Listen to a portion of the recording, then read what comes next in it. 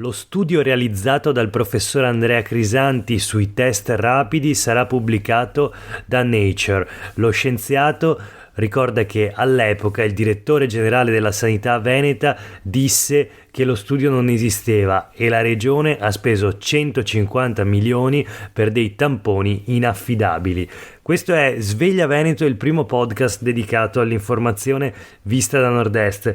Io sono Jack Calcetto, oggi è giovedì 22 settembre 2022. La prima notizia di oggi riguarda il Covid, la pandemia che ha sconvolto il mondo, le nostre vite e ha ucciso tantissime persone in Veneto, in particolare durante la seconda ondata. E proprio durante la seconda ondata il professor Andrea Crisanti, direttore della microbiologia all'Università di Padova, realizzò uno studio nel quale dimostrava, a suo dire, l'inaffidabilità dei tamponi antigenici rapidi, appunto i cosiddetti test rapidi che nella seconda ondata del Covid cominciavano ad affiancarsi ai tamponi molecolari. Ma allora vediamo la notizia sul Corriere del Veneto di oggi. La vicenda: Nature, la più prestigiosa rivista scientifica mondiale, ha accettato di pubblicare lo studio annunciato già nell'ottobre 2020 dal professor Andrea Crisanti, direttore della microbiologia all'Università di Padova, sull'inaffidabilità dei tamponi antigenici rapidi, incapaci, secondo questo studio, di individuare il 30% dei soggetti positivi al Covid-19. Perché è una notizia questa pubblicazione da parte di Nature dello studio? Perché la ricerca è stata al centro di una lunga polemica tra Crisanti e il direttore generale della sanità in regione, Luciano Flor, che addirittura negava l'esistenza di questo studio.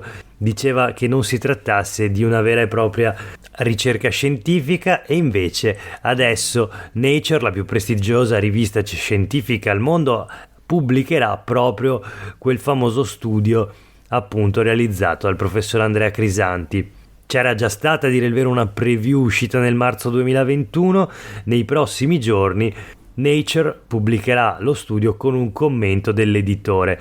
Avrei potuto diffonderlo prima su riviste scientifiche di minore impatto, rivela Crisanti, ma ho preferito aspettare in Nature. Ne ho ridato una prima bozza nell'ottobre 2020 per condividerne i contenuti con la comunità scientifica e poi mi sono affidato a statistici e matematici dell'Imperial College di Londra, dove ho insegnato e con il quale ancora collaboro per una precisa elaborazione dei dati. Dopodiché l'ho mandato a Nature, che ha sottoposto la supervisione di 4 esperti, dei quali ho recepito e inserito riscontri e suggerimenti. Tra qualche giorno lo vedremo pubblicato, ma resta il risvolto amaro della vicenda, spiega lo scienziato, cioè i 150 milioni di euro spesi dalla Regione Veneto per comprare tamponi inutili, sottolinea Crisanti, e per di più ignorando quello che avevo scoperto per fare affidamento su esami in realtà mai eseguiti da un collega. E qui il riferimento, scrive il Corriere del Veneto, è al dottor Roberto Rigoli, che nell'autunno 2020, in piena seconda ondata della pandemia da Covid-19, quando i contrasti tra Crisanti e la regione si erano fatti molto accesi, è subentrato allo stesso ricercatore al coordinamento delle 14 microbiologie del Veneto. Adesso proprio Rigoli, con Patrizia Simonato, che all'epoca dei fatti era direttore generale di Azienda Zero e quindi curava gli acquisti dei presidi anti-Covid per la regione, è indagato dalla Procura di Padova su un esposto presentato da Crisanti. Il pubblico ministero ha chiesto per entrambi il rinvio a giudizio, ipotizza i reati in concorso di falsità ideologica in atti pubblici commessa da pubblico ufficiale e turbativa nel procedimento di scelta del contraente. Al centro della vicenda una parte dei test rapidi acquistati, quelli della Abbott. Secondo l'accusa, Rigoli, nella consapevolezza di Simeonato, avrebbe confermato di aver validato l'idoneità di quei tamponi che Azienda Zero poi comprò in 2 tranche senza gara, 480.000 kit per un costo di 2.160.000 euro.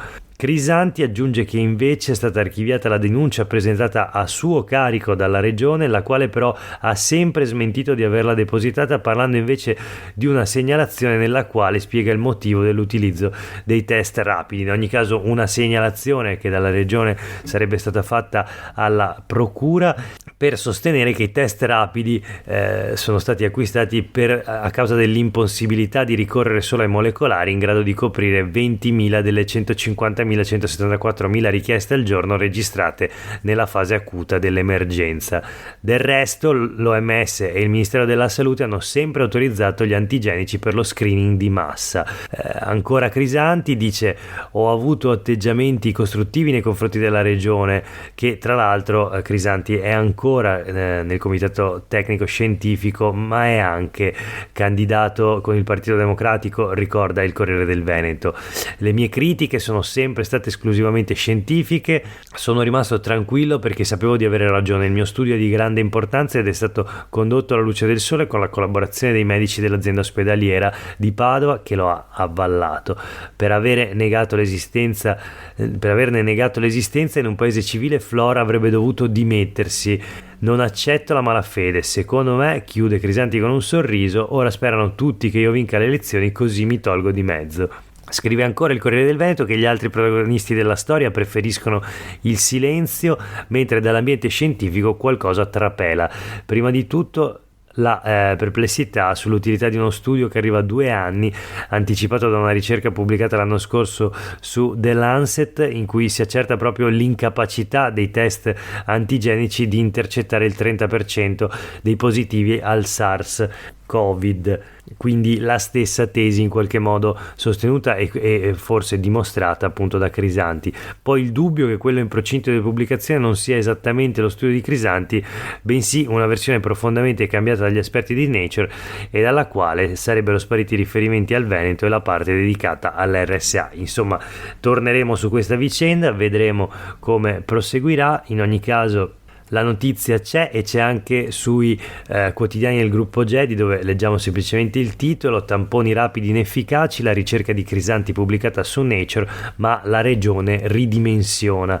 Lavoro firmato anche da 11 professori di Padova, ci sono Cianci e Cattelan, ma Lancet attesta l'utilità del test, quindi qui invece si fa riferimento a uno studio su Lancet che sarebbe a favore della capacità di test rapidi di appunto individuare il virus. La prestigiosa rivista Nature in ogni caso accoglie lo studio del professore Crisanti in polemica con Zaia, e lui incalza: spesero milioni sapendo che c'erano evidenze preoccupanti. Insomma, una vicenda che vede uno scontro tra Andrea Crisanti, ora candidato con il Partito Democratico, e dall'altra parte i vertici della sanità veneta, i vertici della regione del Veneto, lo stesso Luca Zaia.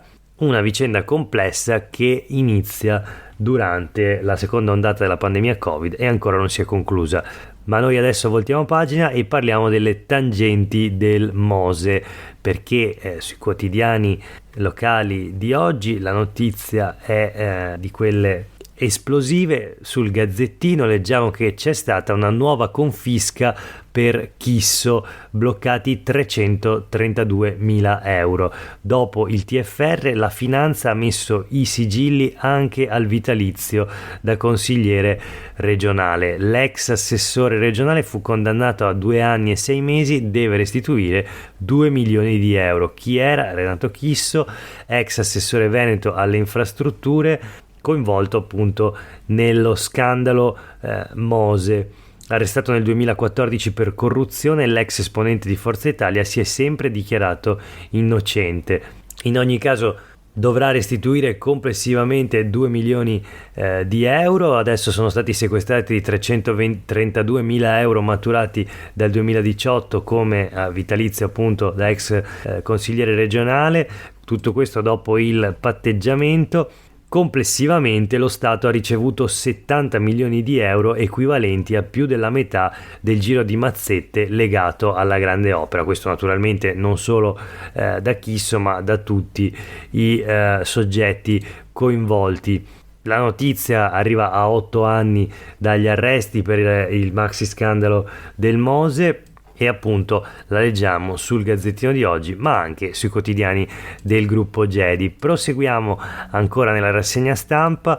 Da Venezia si scalda il dibattito sulla tassa d'ingresso a Venezia proposta dalla giunta Brugnaro. Sulle pagine della Nuova Venezia troviamo appunto uno speciale, un'intera paginata dedicata al contributo d'accesso. 500 no al ticket Venezia, non è così che si salva la città.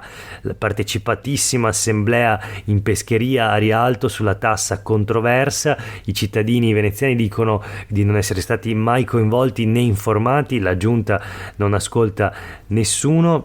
I consiglieri comunali di opposizione hanno illustrato la norma presentata e già approvata dalla giunta Brugnaro con tutte le criticità annesse, ma sono intervenuti anche i consiglieri regionali come Erika Baldin del Movimento 5 Stelle, che ha invitato i cittadini a far sentire la propria voce anche alla regione, perché naturalmente decidere di chiudere Venezia, porre una soglia numerica, quindi un numero chiuso d'accesso alla città e una tassa, una vera e propria tassa da pagare nel momento in cui si entra in città, ebbene questa è una cosa che certamente riguarda i cittadini veneziani e gli cambia la vita, ma riguarda anche tutto il Veneto, l'Italia e naturalmente tutto il mondo, perché Venezia è un patrimonio artistico, culturale di tutta l'umanità. In ogni caso, cosa pensano i veneziani del contributo d'accesso? L'amministrazione non gliel'ha mai chiesto e quindi in tanti ieri proponevano una consultazione popolare, una sorta di referendum cittadino per capire se ai veneziani davvero va bene la tassa d'ingresso che trasformerebbe ancora di più Venezia in un parco a tema, in un museo a cielo aperto in cui ormai pochissimi veneziani resistono, mentre negli ultimi anni da 200.000 abitanti il centro storico, la città storica, è passata dai 200.000 abitanti a poco meno di 50.000. Una città che quindi si sta svuotando, dove non ci sono più residenti e dove ieri è divampato un incendio, un rogo causato da un cortocircuito, 2 bambini all'ospedale. L'allarme è stato dato da un passante che aveva visto del fumo uscire da un palazzo che si trova tra l'altro vicino dove si è svolta ieri l'assemblea pubblica sulla tassa d'ingresso in città, vicino a Rialto. Quindi a prendere fuoco è stato un appartamento al 4º piano di un edificio antico di legno. Al fumo sono poi seguite rapidamente le fiamme, uscite dalle finestre, scoppiate per il calore e poi dal tetto, rendendo l'aria irrespirabile. L'intervento di 2 squadre di vigili del fuoco, una di Venezia e una di Mestre, 17 pompieri che sono riusciti in poco più di un'ora a domare le fiamme. I danni sono stati circoscritti, l'intero stabile è stato evacuato, un bambino e una bambina sono stati portati in ospedale per accertamenti. Da Venezia è tutto e concludiamo con una notizia flash che troviamo sulle pagine dei quotidiani del gruppo Gedi di oggi. CGIL, CISL e UIL lanciano uno sciopero, un'ora di sciopero per la sicurezza sul lavoro. Il mondo sindacale del Veneto si mobilita per riportare al centro dell'agenda politica e della discussione pubblica il tema della salute e della sicurezza sul lavoro. Per questo, nella giornata dei funerali di Giuliano De Seta, il giovane studente che ha perso la vita venerdì scorso a Noventa di Piave, CGIL, CISL e UIL del Veneto proclameranno un'ora di sciopero in tutti i luoghi di lavoro della regione. Con questa iniziativa, dicono i segretari generali delle 3 sigle confederali, vogliamo ricordare Giuliano e tutte e tutti coloro che perdono la vita a causa del lavoro. Questa mobilitazione vuole essere non solo un momento di protesta, ma anche e soprattutto un'occasione di discussione e di confronto. Sciopero di un'ora quindi, in uscita a fine turno per tutti gli orari giornalieri e turnisti di operai e impiegati. Anche all'Electrolux di Susegana. Basta stragi sul lavoro, più controlli e rispetto, basta alternanza scuola morte sul lavoro, dice lo slogan dell'RSU FIM FIOM WILM di Electrolux Susegana. La legge, quella sull'alternanza scuola-lavoro, va abrogata. Ecco, per oggi è davvero tutto, grazie per aver ascoltato questa puntata di Sveglia Veneto. Noi torniamo a sentirci come sempre domani mattina. Nel frattempo a tutte e tutti voi una buona giornata.